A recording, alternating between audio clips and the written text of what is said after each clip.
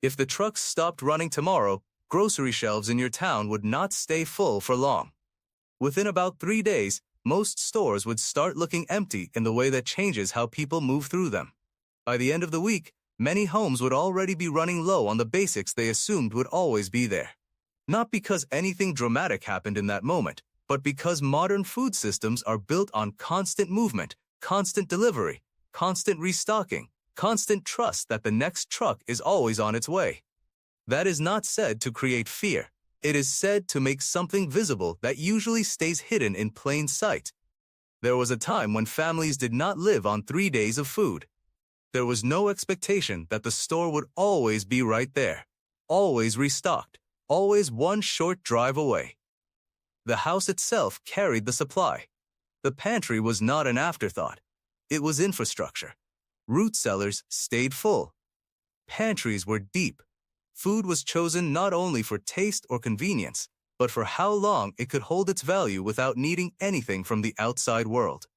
No freezer humming in the background. No refrigerated truck arriving every morning.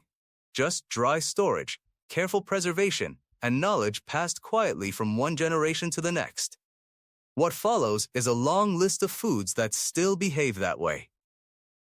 Foods that resist time, not because they are magical, but because they are dry, sealed, acidic, fermented, or simply inhospitable to anything that tries to break them down. Once that pattern becomes clear, the whole idea of a pantry changes. Expiration dates stop being treated like absolute truth, and storage conditions start to matter more than labels. Food spoils for a simple reason. Microorganisms, bacteria, mold, yeast consume it. They need 3 things to thrive: moisture, oxygen, and nutrients. Remove moisture, and growth slows dramatically. Remove oxygen, and many cannot survive at all.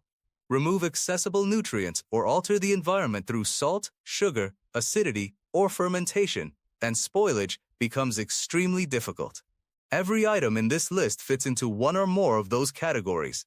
Nothing here is truly immortal. That phrase gets used loosely, but it is not accurate.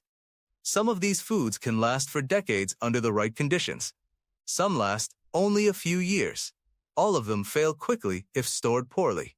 The difference is not the food alone. The difference is how it is kept. White rice stands near the top of long-term staples. When kept dry, sealed, and protected from insects, it can remain usable for decades. The key is removing moisture and air exposure. Brown rice does not behave the same way because its natural oils eventually turn rancid. White rice, stripped of those oils, becomes a long-term calorie base that only needs protection from humidity and pests. Dry pasta follows a similar principle. In its dry form, it contains almost no moisture, which means very little for microbes to consume. The weakness is not the pasta itself, but the packaging it comes in. Cardboard boxes allow humidity and insects to enter over time. In airtight containers, pasta can remain good for many years, often far beyond what people expect. Rolled oats store well for the same reason: low moisture content. They remain stable when kept sealed and dry, away from humidity. Steel-cut oats often last even longer because they are less processed and have less surface area exposed to air. Dried corn, in whole kernel form, is another long-term staple that has fed entire populations historically. Once properly dried, it becomes extremely stable. Ground cornmeal, however, ages faster because grinding exposes more surface area to oxygen, increasing the rate of quality loss. Hardtack represents an extreme version of dryness. It is simply flour and water baked until nearly all moisture is removed. That lack of water is the preservation method itself.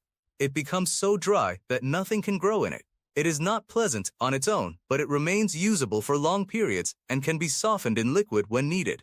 Dried beans and lentils are among the most important long storage proteins. They remain stable for years because of their extremely low moisture and low fat content. Over time, they may take longer to cook, but they do not lose their fundamental value. Lentils have the added advantage of cooking quickly, even without soaking, which makes them especially useful when fuel or time is limited. Powdered milk extends dairy into long-term storage by removing water entirely. Without moisture, bacterial growth cannot occur. Non-fat dry milk, when sealed properly, can last many years. Once opened, exposure to air and humidity becomes the main factor affecting its lifespan, so dividing it into smaller sealed containers helps preserve the rest of the supply. Canned meat sits in a different category because it is already cooked and sealed. Its safety depends entirely on the integrity of the can. If the seal is intact and the can is not swollen, leaking, or heavily damaged, it can remain safe for years. Low-acid canned foods are particularly sensitive to container failure, which is why physical condition matters more than printed dates. Ghee, or clarified butter, removes water and milk solids from butter, leaving mostly pure fat. Without water, spoilage slows significantly. When stored in a sealed container away from heat and contamination, it remains stable far longer than regular butter. Coconut oil resists spoilage better than many other fats because of its chemical structure. It remains stable for years when kept sealed and protected from heat and light, often lasting several years before noticeable degradation. Raw honey stands as one of the most stable natural substances known. Its low moisture content and natural acidity make it extremely resistant to spoilage. It may crystallize over time, but crystallization is not spoilage. Gentle warming restores it to liquid form. White sugar behaves similarly in that it contains no usable moisture for microbial growth. It does not spoil. The only threat is humidity, which causes clumping. When kept dry, it remains stable indefinitely. Pure maple syrup can last for years when sealed. Once opened, refrigeration slows mold growth. If mold appears, it is often treated by removing the affected layer and reheating, though proper handling is always important. Molasses, especially blackstrap molasses, is highly concentrated and stable due to its sugar content and density. It remains usable for long periods when sealed and stored properly. Salt is fundamentally different from food in that it cannot spoil. It contains no organic material. Its only vulnerability is moisture, which can cause clumping. Historically, it was valued as much for preservation as for seasoning. Bouillon cubes, soy sauce, vinegar, and similar items rely on salt, fermentation, or acidity to remain stable. These conditions prevent microbial growth and extend shelf life significantly. Vinegar, in particular, is acidic enough that it remains usable for extremely long periods when sealed. Whole peppercorns and dried herbs store well because their essential oils are protected inside intact structures. Grinding or crushing exposes those oils to air, which speeds flavor loss. Whole forms last far longer than processed ones. Distilled vinegar, baking soda, and cornstarch all share one trait: they are chemically stable and low in moisture. They do not support microbial life, which allows them to remain usable for years when kept dry and sealed. Instant coffee and tea do not spoil in the traditional sense.